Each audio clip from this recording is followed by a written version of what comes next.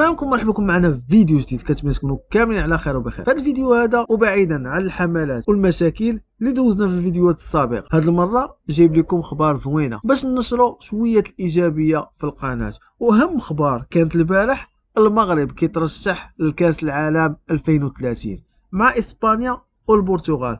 غادي يقدموا ملف مشترك ما بين ثلاثه ديال الدول، ولاول مره غادي يكونوا ثلاثه ديال الدول من قارتين مختلفتين، يعني المغرب اسبانيا والبرتغال. هذا الشيء غادي يكون لاول مره في تاريخ كاس العالم وفي تاريخ كره القدم. قبل ما نكملوا الفيديو ديالنا باش تفهم اشنو طاري وتوصل كل جديد، هبط ورك على ديك اللايك واشتراك وخلي لنا شي تعليق زوين اذا درتي هذا الشيء. اجي دابا نكملوا الفيديو. اصحاب المعالي والسعاده، حضرات السيدات والساده، من هذا المنطلق أعلن أمام جمعكم هذا أن المملكة المغربية قد قررت بمعية إسبانيا والبرتغال تقديم ترشيح مشترك لتنظيم كأس العالم لسنة 2030. الملك محمد السادس كيعلن في رسالة ملكية على لسان وزير التربية أن المغرب كيترشح لتنظيم كأس العالم مع إسبانيا والبرتغال. هذا الإعلان جاء من بعد ما تمنحات ليه جائزة التميز كرة القدم في دولة رواندا نتيجة إنجازات اللي حققها المغرب في سنة 2022 في الرياضة عامة وخصوصا في كرة القدم. وهذه الإنجازات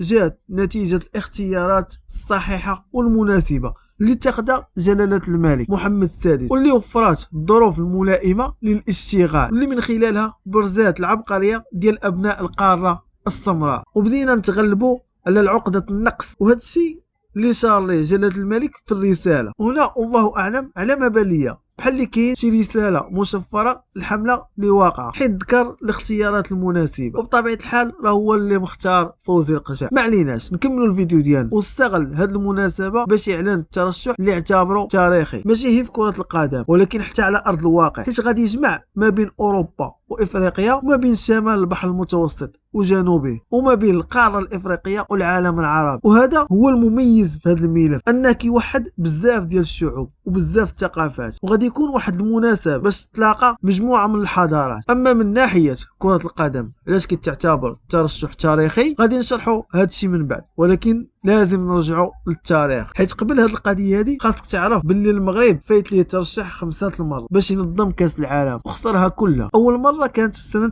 1994 وكنا غادي نديوها على شويه، ولكن في الاخير صرنا فارق بسيط اللي هو 3 النقاط. حتى هذه المره هذه كان هو ترشح تاريخي، حيت كنا اول بلد عربي افريقي كيترشح لتنظيم كاس العالم. وديك الوقيته كانوا دول مجاوره حتى فكره الترشح بقى ما جاتهمش. الملف الثاني كان مباشره بعد هذه النسخه سنه 1998 كنا ضد فرنسا اللي سالت التنافس قبل ما يبدا، حيت خرجات اشاعات ضد في المغرب انه قدم رشاوي للفيفا او لبعض اعضاء الفيفا. هذا الشيء اثر سلبا على الملف، وطبيعه الحال ربحت فرنسا وكانت هي الفائزه بهذه النسخه. رجعنا ترشحنا مره اخرى، وهذه المره ضد المانيا، وحتى هو خسرناه سنه 2006، واللي ربح هذه النسخه هي ايطاليا. اما اهم ترشح واللي كانت عندنا حظوظ كبيره نفوزوا به من بعد 1994 هو سنة 2010. كنا نفوزوا به لولا التلاعبات اللي طرات في الخفاء في هذه النسخة، واللي أدى الثمن ديالها المغرب، واللي من بعد غادي نكتشفوا أنه كان فساد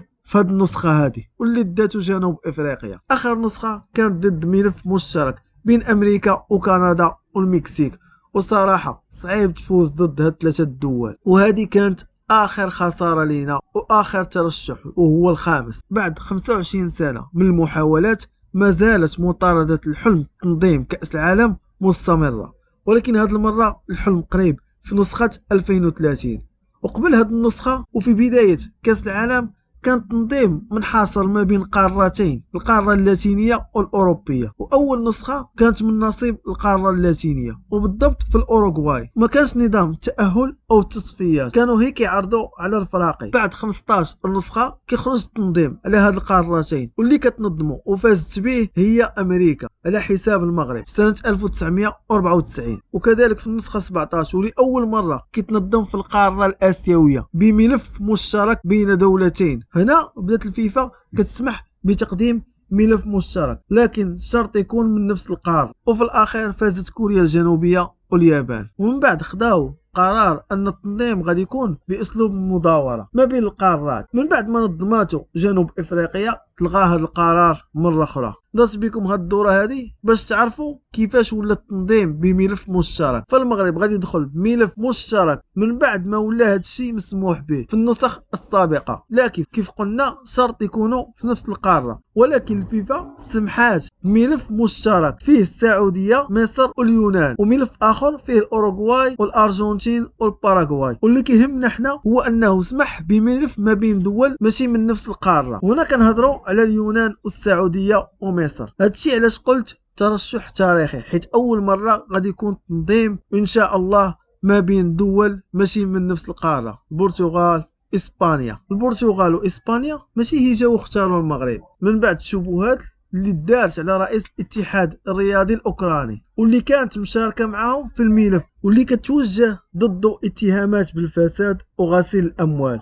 هادشي خافوا ياثر سلبا على الملف ديالهم ويخلي المجلس التنفيذي ديال الفيفا ما يصوتش على هذا الملف. كيف قلنا الاختيار المغرب ما كانش عبثا. اول حاجه هو القرب لاسبانيا والبرتغال من اوكرانيا، يعني سهوله التنقل.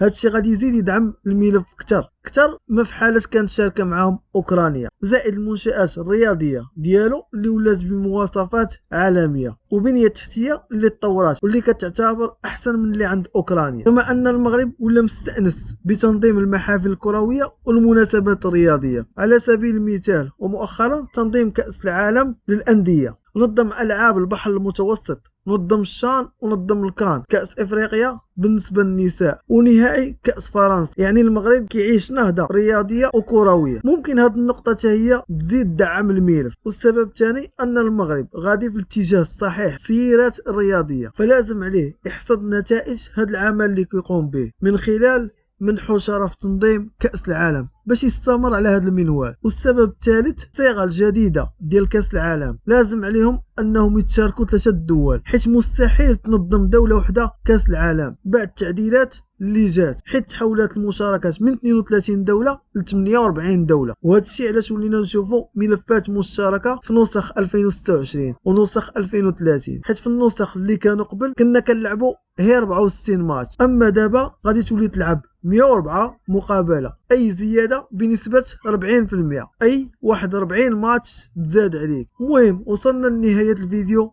الى عجبك الفيديو ما تنساش تخلي لنا واحد لايك واشتراك.